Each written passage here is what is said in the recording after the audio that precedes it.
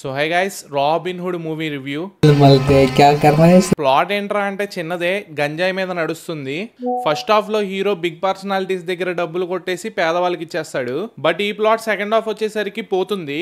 Because Nitin అన్న ఈ లోపు ఒక సెక్యూరిటీ ఏజెన్సీలో జాయిన్ అవుతాడు. సో ఇంకా చెప్తే స్పాయిలర్స్ వచ్చేస్తాయి. సో మూవీ ఎలా ఉందంటే ఓకే, అంటే అంత బీభత్సమైన హైప్ అయితే రాలేదు. ఒక రొటీన్ డైలమాలోనే పోయింది. అండ్ పాజిటివ్స్ లో వెన్నెల కిషోర్ అలాగే రాజేంద్ర ప్రసాద్ గారి comedy timing is fables. But కొన్ని సీన్స్ లోనే నాకు నవ్వు వచ్చింది. బికాస్ నేను అంత ఎంజాయ్ చేయను జోక్స్ ని. మరి కాసేపట్లో మ్యాట్ స్క్వేర్ కి వెళ్తున్నా అది ఎలాంటి ఫీలింగ్ తెస్తుందో ఊహించుకుంటేనే భయమేస్తుంది. Coming back to the review, నాకు బాగా నచ్చిన ప్రొడక్షన్ వాల్యూస్ అబ్బా. అండ్ ఎక్కడా తగ్గలేదు. అండ్ మెయిన్ హైలైట్ మన మామ డేవిడ్ మామ. చిన్న రోలే అయినా హీ గేవ్ ఇస్ 100%. 2 డైలాగ్సే చెప్తాడు.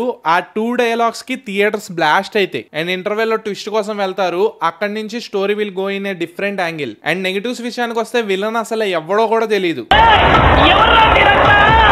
కొంచెం తెలిసిన పర్సనాలిటీని పెట్టుకుంటే it would be nice. And songs చాలా క్రింజ్ అండ్ రొటీన్ ఫీల్ తెప్పిస్తాయి.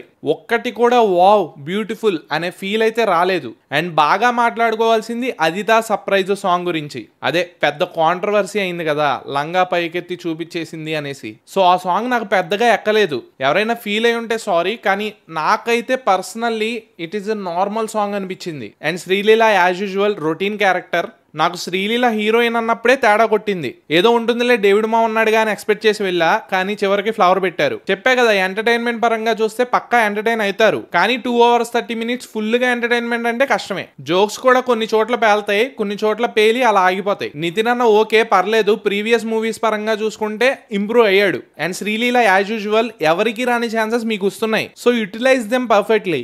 ఇలాగే స్టోరీస్ సెలెక్ట్ చేసుకుంటే కొన్ని డేస్ కి శ్రీలీల హీరోయిన్ అంటరా అనగానే బాబోయ్ అదున్న ప్రతి మూవీ బొగ్గేరా, దాని స్టోరీ సెలక్షన్ ఏం బాగోదు అనేసి బయట వాళ్ళు మీ మూవీస్ చూడడానికి కూడా రారు. For sure BGM work is good. Heroine acting రొటీనే.